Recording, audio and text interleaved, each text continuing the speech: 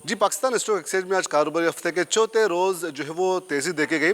चूँकि गुज़श्ता रोज़ गिरावट के बाद आज सूरत-ए-हाल काफ़ी मुख्तलिफ थी और काफ़ी सेक्टर्स में जो है वो आज सरमायाकारी में भी तेज़ी देखने को मिली। इस पर बात करते हैं, हमारे साथ मौजूद है शहरियार भट्ट।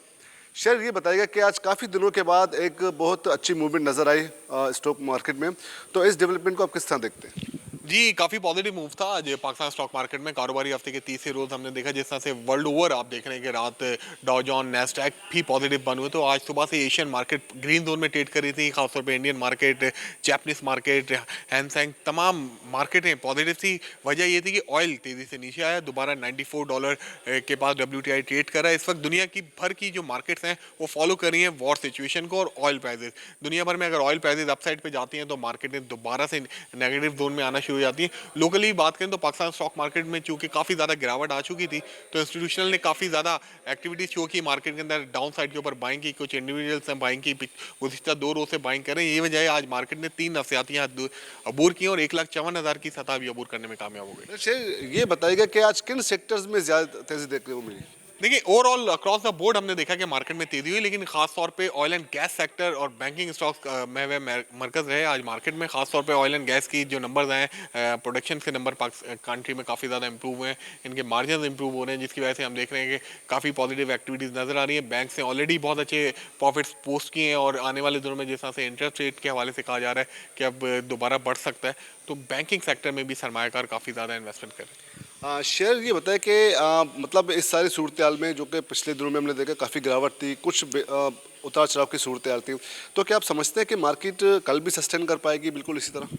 देखिए, कल जो है लास्ट वर्किंग डे है पाकिस्तान स्टॉक मार्केट में, फिर ईद की वजह से लॉन्ग वीकेंड आएगा।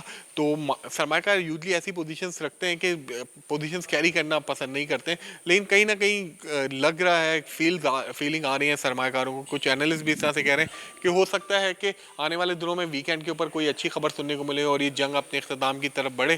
अगर ऐसी कोई पॉजिटिव डेवलपमेंट्स हो गई तो यकीन तौर पे हम देखेंगे कि जब मार्केट ने दोबारा से ईद के बाद ओपन होती है तो पॉजिटिवली रिएक्ट कर सकती है।